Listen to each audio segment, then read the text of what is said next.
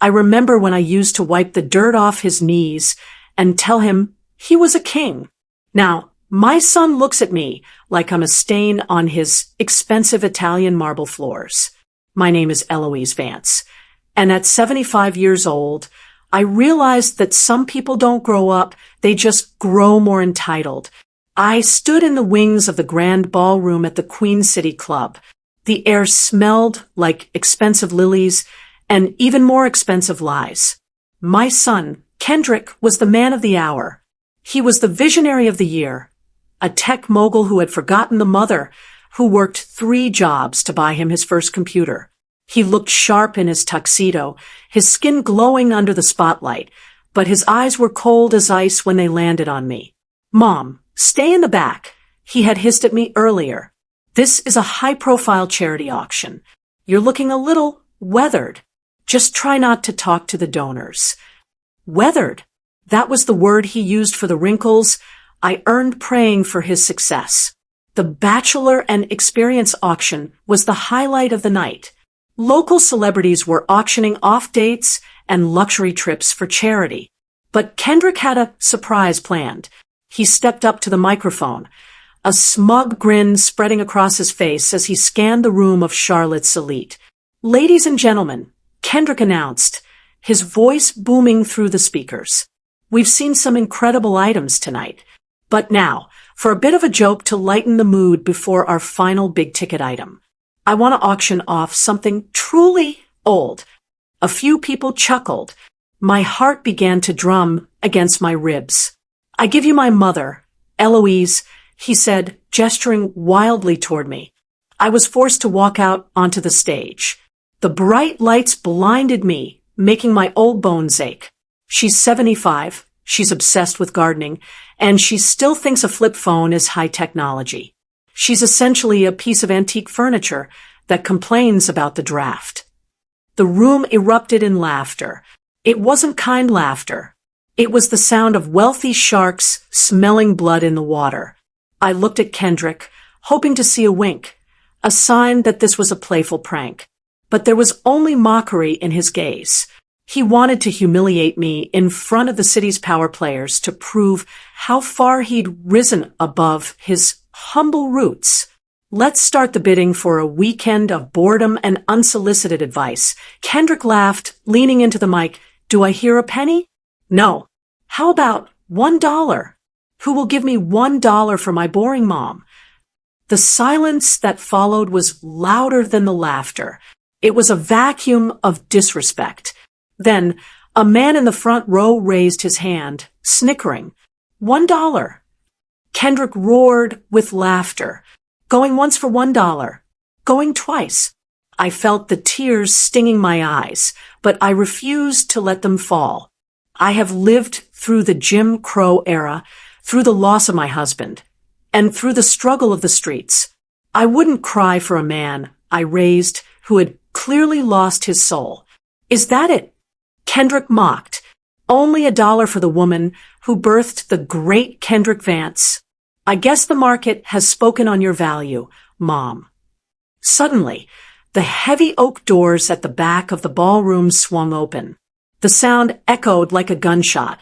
A man walked in, draped in a coat that cost more than Kendrick's entire house. He didn't look at the stage. He looked at me. His presence silenced the entire room. He didn't raise a hand. He just spoke. $1 million.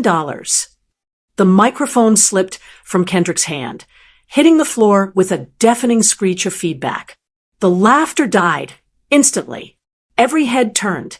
Kendrick's face went from mahogany to a sickly, pale gray. "I'm sorry," Kendrick stammered, grabbing the mic back. "Sir, this is a joke item. You can't." "I don't joke about investments," the stranger said, stepping into the light. "And I certainly don't joke about gold when it's being sold for the price of lead. $1 million. For the lady." I looked at the stranger. I didn't know him, but I knew that look. It was the look of a man who knew a secret. And as he smiled at me, I realized that my son's little joke had just handed me the keys to his destruction. Do you want to know who this mysterious stranger is and how my plans to use that $1 million to dismantle my son's empire? Subscribe right now and comment revenge below if you think Kendrick deserves what's coming to him. Don't miss out on any detail because the fallout is legendary. The tension in that room was so thick you could have cut it with a rusted butter knife. Kendrick's face was a map of confusion and greed. He didn't know whether to be offended or to start calculating his commission for the charity. But me, I stood there, 75 years of life etched into my skin, looking at the man who had just valued me at $1 million. The stranger stepped forward. He was tall, with a salt and pepper beard trimmed to perfection, and a suit that shimmered like midnight over the Atlantic. He didn't look like the tech bros Kendrick ran with. He looked like old money, the kind of money that doesn't need to shout to be heard.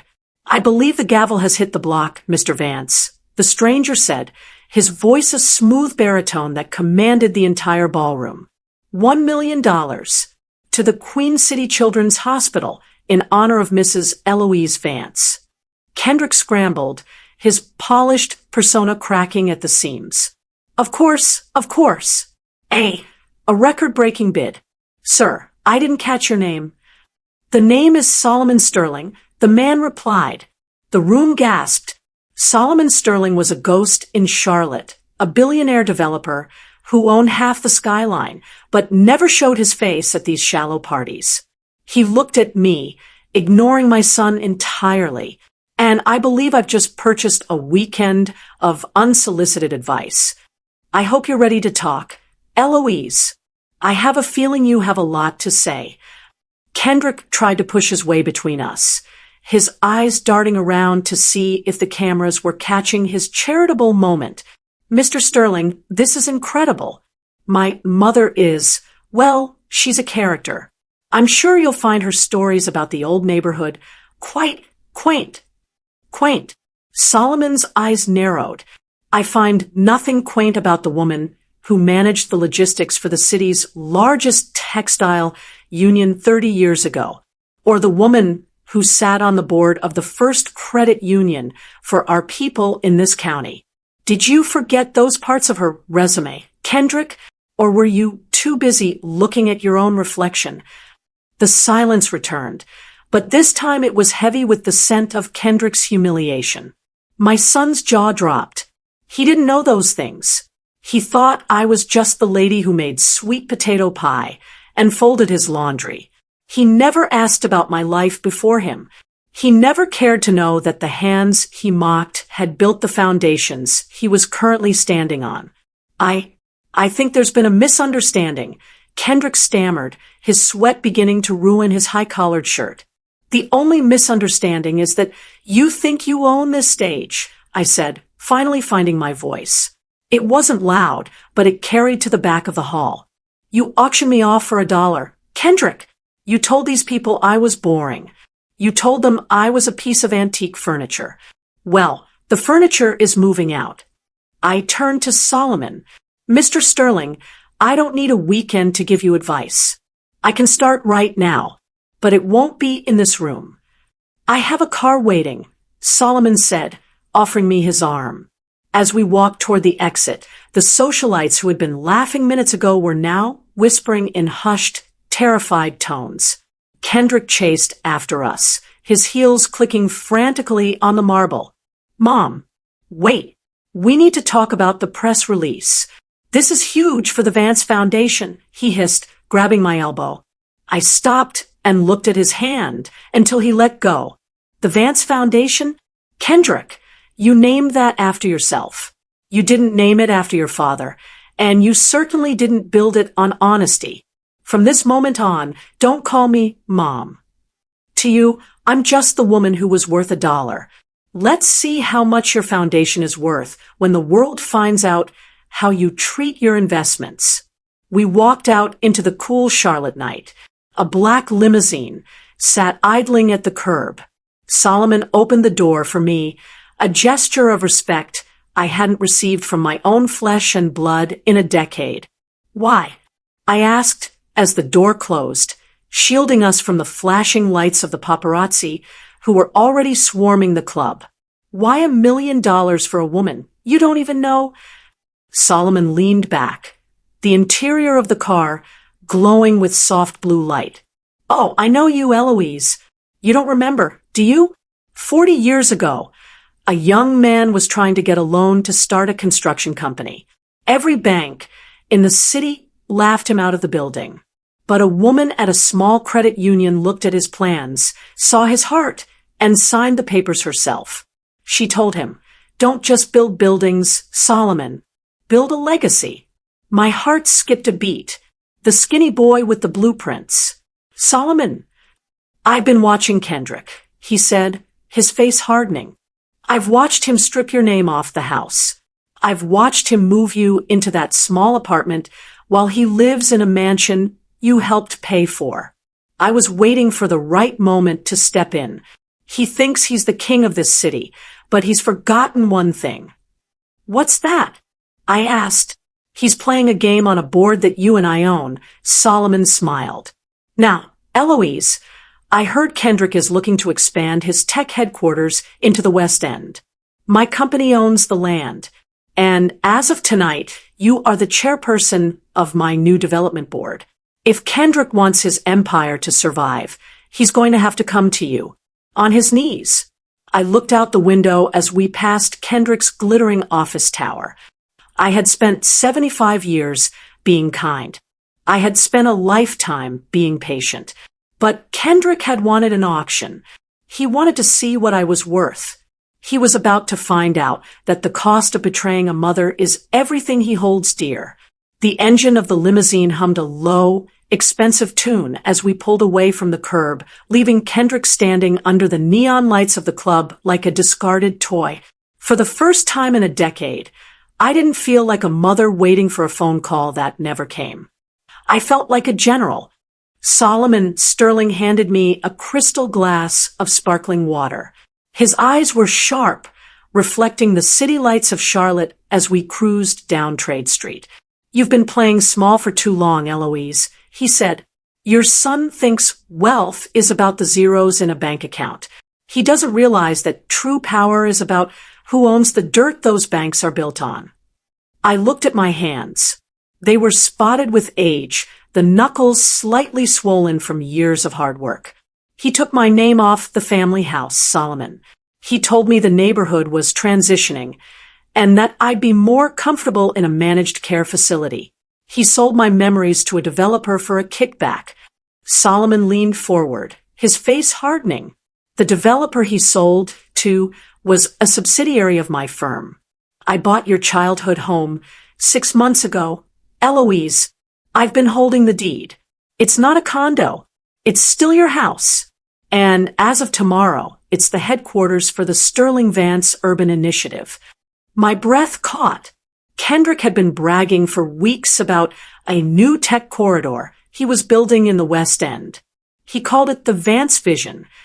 He had already taken out massive high-interest loans, betting everything on the city council approving his zoning permits. "He's over-leveraged, isn't he?" I asked, a spark of the old credit union manager flickering in my chest. "He's drowning," Solomon confirmed. "He's been using his foundation's funds to cover his personal margins. If he doesn't get the West End permits by the end of the month, the banks will trigger a margin call. He'll lose the tower, the cars, and his reputation. And guess who sits on the zoning board as the new community representative?" A slow smile spread across my face. It felt foreign, yet right. Me. The next morning, I didn't dress in the drab grandma sweaters Kendrick bought me. I went into the back of my closet and pulled out a vintage power suit, royal blue with gold buttons that caught the morning sun. I did my hair, pinned my brooch, and walked into the City Hall conference room like I owned the oxygen inside it. The board members were already seated. At the head of the long oak table sat Kendrick. He was wearing a different suit today, trying to look unbothered, but the dark circles under his eyes told a different story. When I walked in, his coffee cup paused halfway to his mouth. "Mom, What are you doing here? He hissed, standing up. This is a closed-door session for the West End Development Project. Security. Sit down. Kendrick, the board chairman, a stern man named Mr. Henderson, barked. Mrs. Vance is our new lead consultant for community impact. Mr. Sterling appointed her personally. She has total veto power over the environmental and social heritage clauses of your proposal. Kendrick's face turned a shade of purple I'd only seen on ripe plums. This is a conflict of interest. She's my mother. She doesn't know the first thing about urban tech infrastructure. I pulled out a leather-bound folder and slid it across the table. Actually, Kendrick, I know quite a bit. For instance, I know that your vision involves demolishing 3 historic churches and a low-income senior center to make room for a digital meditation garden. I also know that your firm hasn't conducted a proper soil toxicity report on the old industrial site. Mom, stop this, Kendrick pleaded, his voice dropping to a desperate whisper as the other board members began to murmur. You're embarrassing me. We can talk about this at dinner. I'll buy you that cruise you wanted. I don't want a cruise, Kendrick, I said, my voice ringing clear through the room. I want to talk about the value you mentioned last night. You see, this board requires a unanimous vote for approval. And as of right now, my vote is a no. Your project is stalled indefinitely. The room erupted. Kendrick's phone began to buzz incessantly, likely his investors sensing the blood in the water. He looked at me with a hatred so pure it should have burned. You're destroying me, he spat, leaning over the table. If this doesn't go through, I lose everything. Is that what you want? To see your own son in the gutter? I stood up, smoothing my jacket. You auctioned me for $1. Kendrick, you told the world I was boring and useless. I'm just showing you that useless things can be very expensive to lose. If you want this project to move forward, you'll meet me at the old house at 6 p.m. Alone. And you better bring a pen. I walked out of that room without looking back. I could hear him screaming my name, but for the first time in 75 years, I wasn't listening. I had spent my life building him up. Now, I was going to enjoy watching him realize he was nothing without the woman he tried to sell for $1. The air in Charlotte was thick with humidity as the sun began to dip behind the skyline, casting long, jagged shadows over the West End. I stood on the porch of the house Kendrick had tried to erase from my life. It was a sturdy craftsman built with honest lumber and sweat. It looked small compared to the glass boxes Kendrick liked to build, but it had survived storms that would have shattered his ego. At exactly 6 p.m., a sleek silver sports car screeched to a halt at the curb.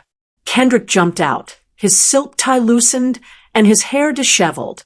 He looked like a man who had spent the last 6 hours watching his net worth evaporate. He stormed up the wooden steps, the boards creaking under his expensive loafers. Are you happy now? He yelled, not even bothering with a greeting. My lead investors just pulled out. The bank called me 3 times this afternoon asking about collateral instability. You're ruining my life over a joke at a party. A joke, Mom. I rocked slowly in the chair I had reclaimed from the garage. A joke is only funny if everyone is laughing. Kendrick, I wasn't laughing, and neither is Solomon Sterling. He paced the porch like a caged animal. Solomon Sterling is using you. He's an old shark. He just wants my land, and he's using your hurt feelings to get it. Don't you see that? He's playing you. No, Kendrick, I said, my voice as steady as the foundation beneath us. He's paying me back for a kindness I showed him 40 years ago. Something you wouldn't understand. Kindness isn't a transaction for you. It's a weakness. Well, today that weakness is the only thing that can save your company. He stopped pacing and looked at me, his eyes wide and bloodshot. Fine. What do you want? Money? I'll give you a monthly allowance. 5,000? 10. Just sign the zoning waiver, so I can break ground on Monday." I laughed, and it sounded like dry leaves skittering across the pavement. "A monthly allowance? You still don't get it. You tried to sell me for $1. You told a room full of people I was antique furniture. You don't get to offer me an allowance from the money I helped you make." I pulled a legal document from my lap. It wasn't the waiver. "This is a total restructuring of the Vance Vision Project." I explained. "First, 50% of the residential units must be designated for low-income seniors. No digital meditation gardens. We're building a community kitchen and a health clinic. Second, you are stepping down as CEO of the development wing. You'll stay on as a consultant, but I will be the one with final signature authority." Kendrick let out a hysterical laugh. You want to run a multi-million-dollar tech corridor. You can't even navigate a spreadsheet. I navigated your father's medical bills, your college tuition, and the startup costs for your first business while you were out partying. I snapped, standing up. "I know how to balance a ledger better than you ever will. My old brain remembers how to build things that last. You only know how to build things that look good on a screen." "I won't do it," he hissed. "I'll fight you in court. I'll tell the judge you're mentally incompetent. I'll have you committed before I let you take my company." I leaned in close, so close I could smell the expensive scotch on his breath. "Try it. Solomon has the best lawyers in the South. And don't forget, I have the footage from last night. The world has already seen how you treat your mother. How do you think a jury, or your board of directors, will feel when I release the emails where you discussed phasing me out of my own home to save on taxes?" Kendrick froze. He had forgotten about the paper trail. He had been so arrogant, he thought I was too boring to ever look at his files. "You went through my computer," he whispered, horrified. "No," I smiled. "You left your laptop open on the kitchen island last Christmas while you were bragging about your new jet. I didn't need to be a hacker. Kendrick, I just needed to be a mother who pays attention." He slumped against the porch railing, the fight leaving his body. The visionary was gone. In his place was the small, selfish boy who used to hide his broken toys under the bed, so he wouldn't get in trouble. "Sign it, Kendrick," I said, handing him the pen. "Sign it, or by noon tomorrow, Sterling will trigger the buyout clause on your debt. You'll be left with that $1 you thought I was worth. And trust me, in this city, $1 won't even get you a bus ride away from the mess you made." His hand trembled as he took the pen. He looked at the paper, then at me. For a second, I saw a flash of the sun I used to love. But then he looked at the house with such disdain that I knew I was doing the right thing. He signed his name in a jagged, angry script. "I hate you," he whispered. "I know," I replied, taking the paper back. "But you'll respect me, and that's a start." As he walked back to his car, I realized the revenge was only just beginning. Controlling his company was step one. Reclaiming the neighborhood he tried to destroy was step two. But step three? That was going to be the most delicious part of all. I didn't take a taxi to the Vance Tower the next morning. Solomon Sterling sent a vintage black Cadillac, the kind of car that doesn't just arrive. It announces an era. I stepped out in front of the glass skyscraper, my cane clicking rhythmically against the pavement. The security guards, who usually looked through me like I was transparent, now stood up straight. They had seen the news. They had seen the $1 million auction. "Good morning, Mrs. Vance," the lead guard said, dipping his head. "Good morning, James," I replied. I remembered his name. Kendrick never did. "I believe I have a meeting on the 40th floor." The elevator ride was silent, but my mind was loud. I was 75, and for the first time in my life, I wasn't playing the supporting role. When the doors opened, the lobby was frantic.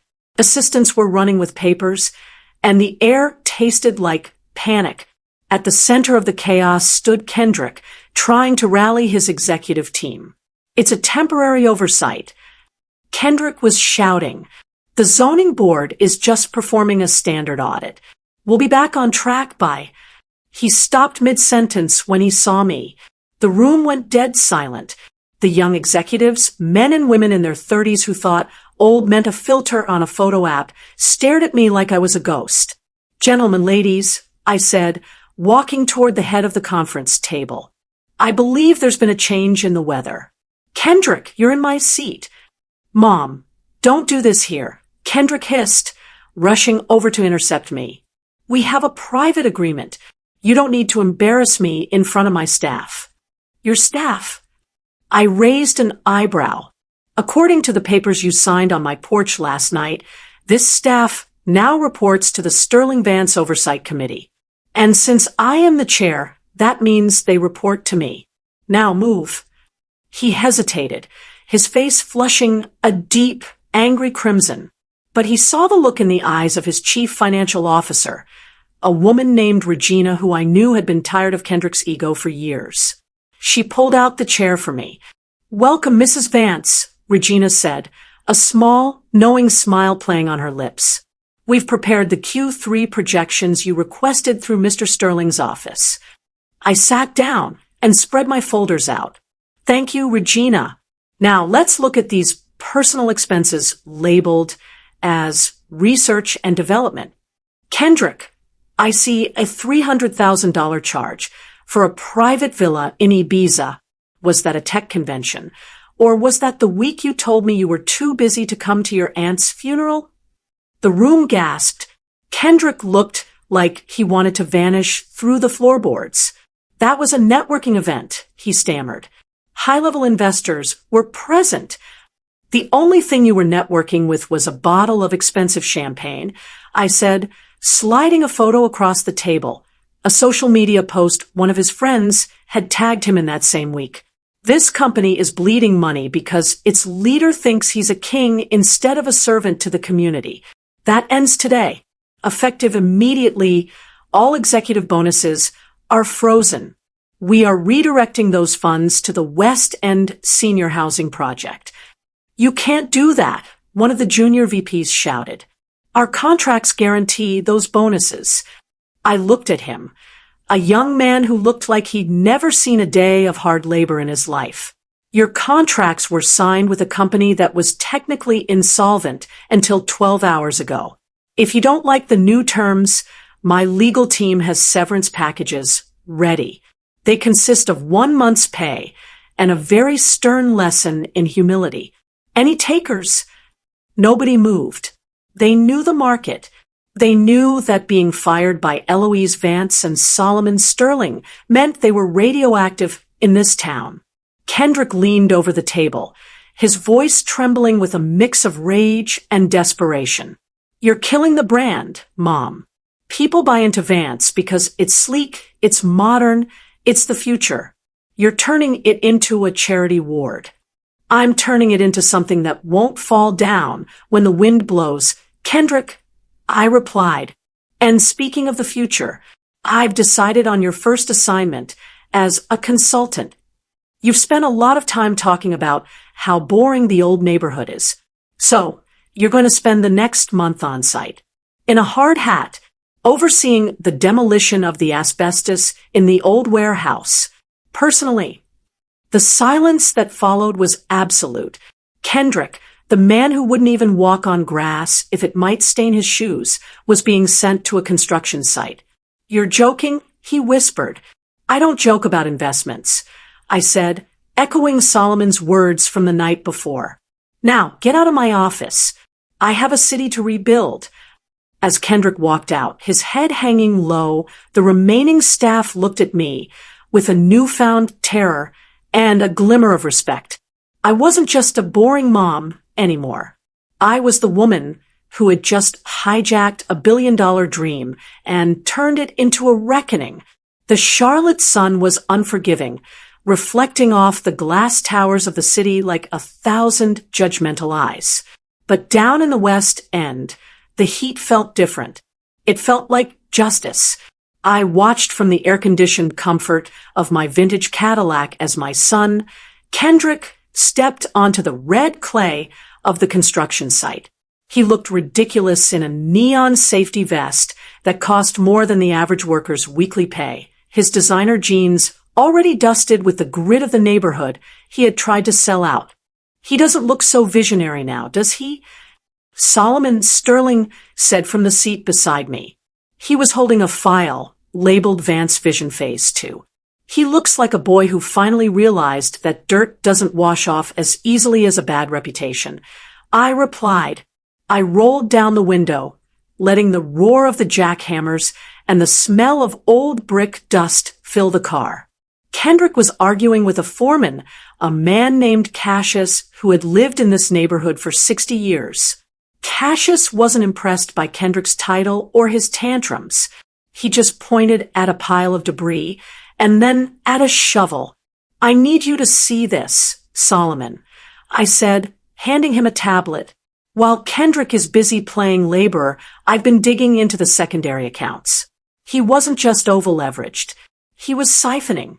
He has a shell company called V Future, registered in the Cayman Islands. He's been moving the foundation's charity donations into it for 3 years. Solomon's face went cold. That's not just ego, Eloise. That's a federal crime. If the authorities find out, they won't just take his company. They'll take his freedom. I looked back at my son. He was struggling to lift a piece of timber, his face red and sweat-streaked. A part of me, the mother part that still remembered his first steps, felt a pang of sorrow. But then I remembered the auction. I remembered him laughing as a stranger bid $1 for my dignity. I remembered the way he talked about clearing out the dead weight of the neighborhood. He needs to feel the weight of what he's stolen, I said firmly. I'm not calling the police. Not yet. I want him to confess. I want him to look the people he robbed in the eye and tell them why their community center didn't get the funding he promised. I stepped out of the car. The heat hit me like a physical wall, but I didn't flinch. I walked right up to the edge of the excavation pit, where Kendrick was leaning against a shovel, panting. Hard work, isn't it? I asked. He looked up, wiping grime across his forehead. Are you satisfied? You've turned me into a laughingstock. The guys on the crew are taking pictures of me. It's all over the local business blogs. The fallen Prince of Charlotte. You fell because you built your throne on sand. Kendrick, I told him. I didn't push you. I just stopped holding you up. Now, tell me about V Future. The shovel slipped from his hand and clattered against a stone. The blood drained from his face, leaving him looking sickly under the Georgia peach glow of the afternoon sun. I don't know what you're talking about. Don't lie to a woman who used to check your browser history when you were 12. I snapped. I have the wire transfer logs. You stole from the Senior Center Fund to pay for that villa in Ibiza. You stole from the Children's Literacy Program to buy your mistress a diamond-encrusted watch. Every dollar you took came from the pockets of people like Cassius. Kendrick looked around frantically, making sure the crew was out of earshot. Mom, please. I was going to put it back. Once the West End project launched, the IPO would have covered everything. I just needed a bridge loan. You used your mother as a bridge? No, you used me as a joke to distract your investors from the fact that you're a thief. I stepped closer, my voice dropping to a whisper that cut sharper than a razor. By sunset tomorrow, I want every cent returned to the foundation's main account. If it's not there, I'm handing this tablet to the district attorney, and Solomon Sterling will make sure they don't offer you a plea deal. I can't get that much liquid cash in 24 hours, he cried, his voice cracking. I'd have to sell the penthouse. I'd have to sell my shares. Then start listing them. I said, maybe you can find someone to buy them for $1. I hear that's a fair price for something old and broken. I turned my back on him and walked away. I could hear him screaming behind me, words that no son should ever say to his mother. But I didn't stop. I had spent 75 years being the boring woman who kept the peace. That woman died on that auction stage. The woman walking away now was the owner of the dirt, the debt, and the destiny of the Vance name. As I got back into the car, Solomon looked at me with a mix of awe and caution. You're playing a dangerous game. Eloise. A cornered animal bites. Let him bite, I said, staring straight ahead. I've got thick skin. And besides, I'm not done with the auction yet. There's one more thing I need to sell. I sat in my new office, the top floor of the very building Kendrick had tried to build on lies. Solomon Sterling sat across from me, his fingers steepled. He looked troubled. Eloise, you've squeezed him hard, Solomon said.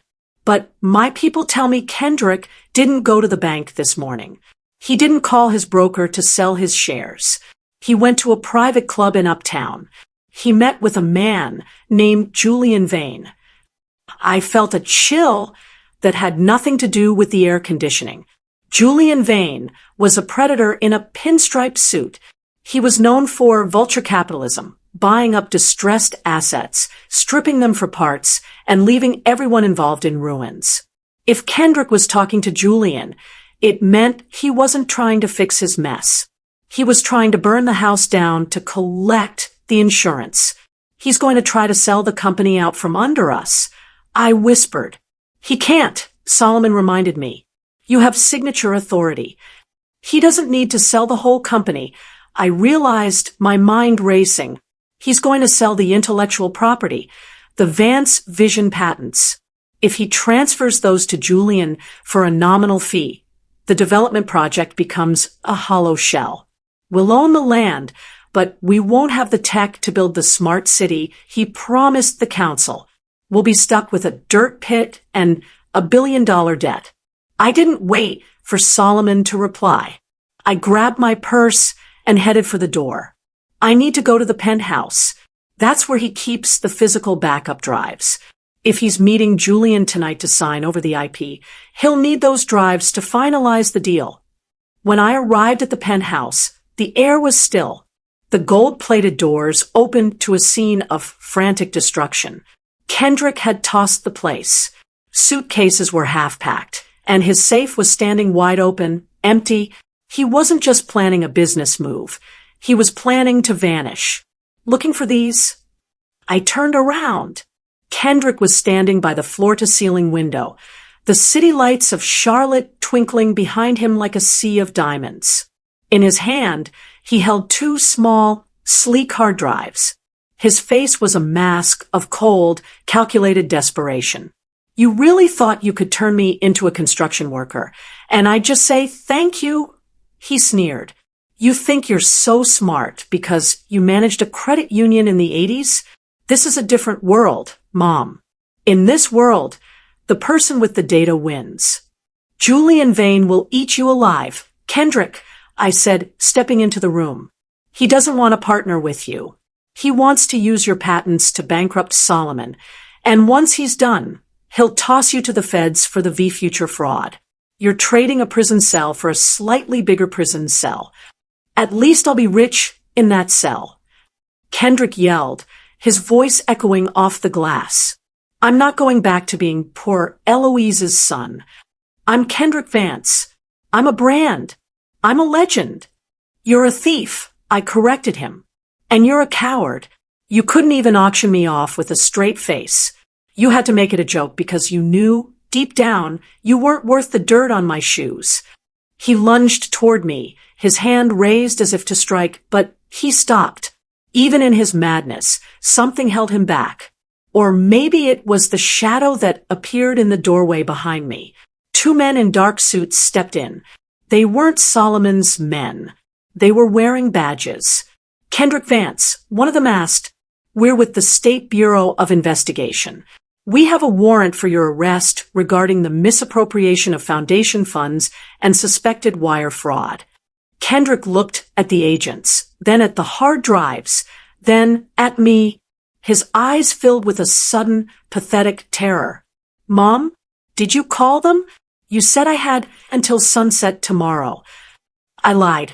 I said, my voice as cold as the marble floor. That's what you taught me, isn't it? That people are just items to be used and discarded? I decided to use you to clean up the city. You're the last piece of trash I'm clearing out of the West End. As they clicked the handcuffs onto his wrists, the hard drives fell to the floor. I picked them up. Kendrick was sobbing now, the visionary reduced to a blubbering mess as they led him toward the elevator. You can't do this, he screamed. I'm your son. I'm your only son.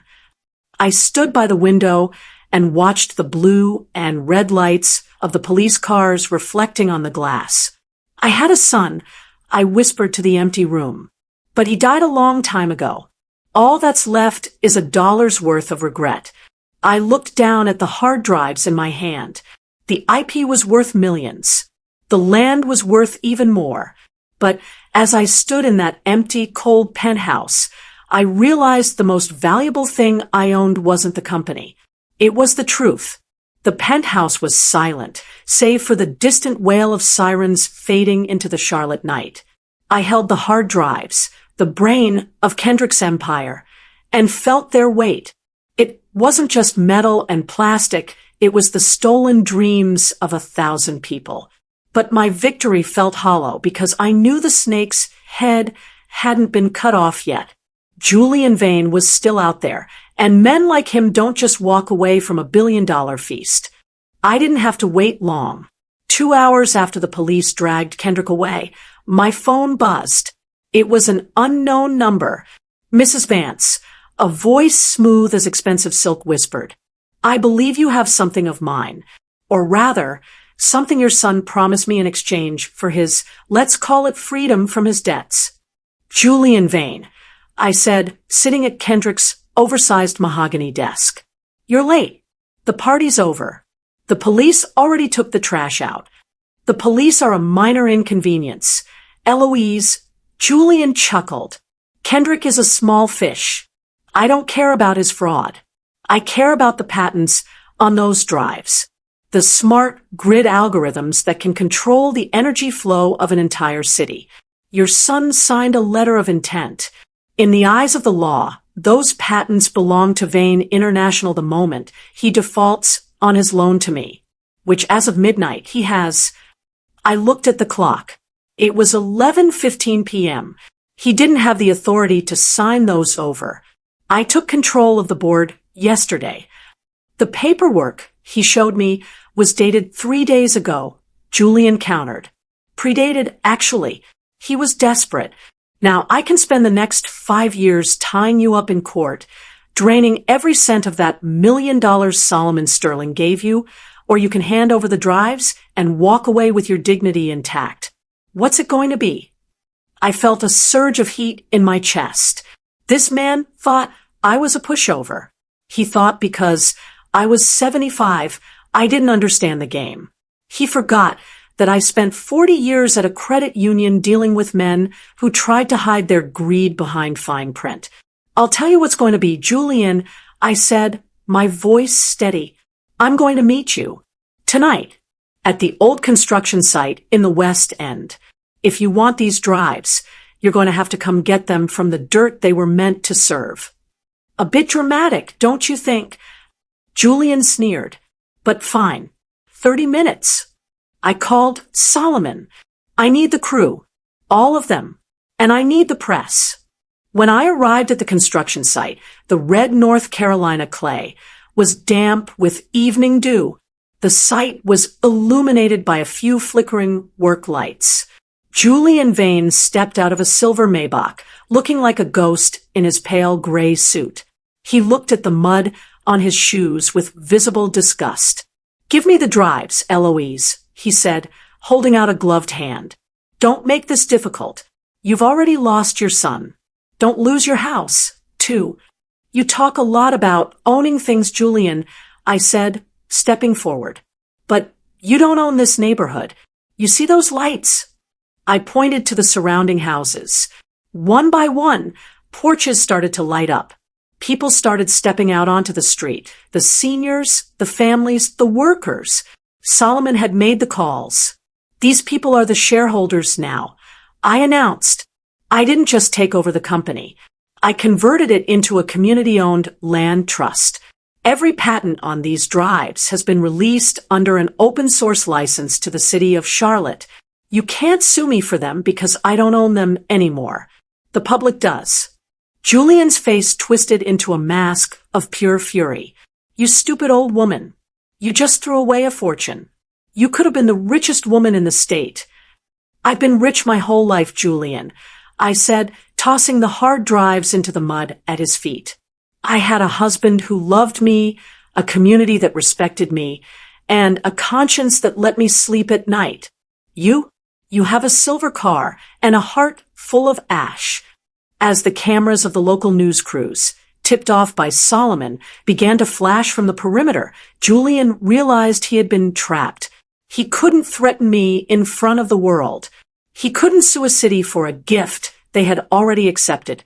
He looked at the drives in the mud, then at the crowd of people who were cheering for the boring mom who had just saved their homes. He got back into his car without a word, the tires spinning in the red clay, splashing mud all over his pristine suit. I stood there, breathing in the cool air as the neighborhood gathered around me. I was tired. My bones ached. But for the first time in a long time, I felt like I was home. The dust had settled on the construction site, but the storm in the courtrooms was just beginning. Julian Vane had slunk back into the shadows, his reputation tarnished by the evening news. But as the sun rose over Charlotte the next morning, I realized that winning a war isn't the same as healing the wounds. My son was behind bars, and the empire I now controlled was a tangled web of secrets. I sat in the visiting room of the Mecklenburg County Jail. The air was thick with the smell of floor wax and regret. On the other side of the plexiglass, Kendrick looked like a different person. His designer stubble had grown into a patchy, unkempt beard, and the orange jumpsuit drained the life from his skin. I suppose you're here to gloat, he said, his voice cracking. He wouldn't look me in the eye. I'm here because I'm your mother, I replied, and because I found something in the V-Future accounts that didn't make sense. There was a final wire transfer. Kendrick, $2 million, moved an hour before you were arrested. It didn't go to Julian Vane. Where did it go? Kendrick finally looked up, and for the first time, I saw genuine, paralyzing fear in his eyes. You shouldn't have looked, Mom. You should have just let it go. That money, it wasn't mine. And it wasn't the Foundation's. Then whose was it? The cartel, he whispered, leaning as close to the glass as the guards would allow. The tech corridor. It wasn't just about smart cities. Julian wasn't the biggest shark in the water. I was using their offshore accounts to wash the development funds. I thought I could outsmart them. I thought I could use their capital to build my dream and pay them back before they noticed. My blood ran cold. My son hadn't just been a thief. He had been a conduit for some of the most dangerous people on the planet. And by taking over the company and making everything public, I hadn't just saved the neighborhood. I had stolen $2 million from people who don't file lawsuits. They fire bullets. They think I have the money, Mom. Kendrick sobbed, his hands shaking against the glass. But the transfer failed. It's stuck in a digital escrow that only my biometric key can release. And now that I'm in here, they're going to come for the next best thing. They're going to come for you. I stood up, my heart hammering against my ribs. I had spent my life protecting this boy, and even in his downfall, he had managed to place a target on my back. Where is the key, Kendrick? I demanded. It's not a physical key, he said. It's a sequence hidden in the garden at the old house. I buried a hardware wallet under the azaleas we planted when I was 10. I thought it was poetic. If anything happened to me, I wanted it to be near you. Poetic? I hissed. You've turned my home into a crime scene. I left the jail, without saying goodbye. I didn't have time for tears. I called Solomon, sterling the moment I hit the parking lot. Solomon, I need a security detail at the Craftsman house. Now. And tell them to bring shovels. As I raced toward the West End, I saw a black SUV following my Cadillac. It didn't have a license plate. They were already moving. My revenge had just turned into a fight for survival. I had humiliated my son and outplayed a billionaire, but now I was facing an enemy that didn't care about public opinion or community land trusts. I pulled into the driveway of my old home, the place Kendrick had tried to sell for $1. The sun was setting, casting long, bloody shadows across the porch. I grabbed a garden spade from the shed, my 75-year-old muscles screaming in protest. I dug like a woman possessed. The dirt under the azaleas was hard and dry, but I didn't stop until my blade hit something metallic. I pulled out a small waterproof box. Inside was a sleek silver drive. A car door slammed behind me. That belongs to us, Mrs. Vance. I turned around. 2 men stood at the edge of my lawn. They weren't wearing suits. They were wearing tactical jackets, and the look in their eyes told me that no amount of unsolicited advice was going to save me this time. You want the money? I asked, holding the drive over the porch railing, where a steep drop led to the stone cellar entrance. Then you better hope you're faster than a 75-year-old woman with a grudge. The silence of the West End was shattered by the low rumble of that black SUV's engine. I stood on my porch, the hardware wallet clutched in my hand, looking at the men who thought a grandmother was an easy target. They didn't know that a woman who has survived 75 years of struggle doesn't fear the dark. She knows how to use it. Give us the drive, Eloise, the taller man said, his voice a cold rasp. Your son already cost us enough time. Don't make us add a funeral to the bill. I looked at the silver drive, then back at them. You know, my son auctioned me off for $1 because he thought I was old. He thought old things were useless. But the thing about old tools is that they were built to last, and they were built to strike hard. I didn't hand them the drive. I dropped it. As it fell toward the stone cellar entrance, both men lunged forward. That was their first mistake. They thought I was the prize. They forgot that this house was my territory. As they stepped onto the porch steps, I pulled the heavy brass lever I'd had Solomon's crew install yesterday under the guise of structural repairs. The top 2 wooden steps gave way, a trapdoor for the greedy. The men stumbled, their shins cracking against the frame. While they scrambled for balance, the porch floodlights roared to life, blinding them. But it wasn't just lights. From the shadows of the neighboring houses, 30 men and women stepped onto the street. Cassius was in the lead, holding a heavy iron wrench. Solomon was beside him, backed by a security team that actually knew how to handle a threat. This is a neighborhood watch, gentlemen, I shouted over the confusion. And you're trespassing on a community land trust. The police are 90 seconds away. If I were you, I'd take your bruised shins and that empty SUV and disappear before Charlotte finds out what you look like under these lights. The men looked at the crowd. They saw a community that had been pushed too far, led by a woman they had deeply underestimated. They didn't see a boring mom. They saw the Queen of the West End. They scrambled back to their vehicle and tore away into the night, leaving nothing but the smell of burnt rubber. I walked down the steps and picked up the drive. It was a decoy. The real money had already been rerouted by Solomon's tech team the moment I signaled them from the jail. 3 months later, the West End was transformed. The Vance Vision was gone, replaced by the Eloise Vance Heritage Center. We had a clinic, a library, and the best senior housing in the South. I visited Kendrick one last time before his transfer to federal prison. He looked broken, but for the first time, he looked honest. I lost everything, didn't I? he asked through the glass. No, Kendrick, I said gently, you lost the lies. You still have a mother. And when you get out in 10 years, maybe you'll finally be worth more than that dollar you joked about. I walked out of the prison and into the bright Charlotte afternoon.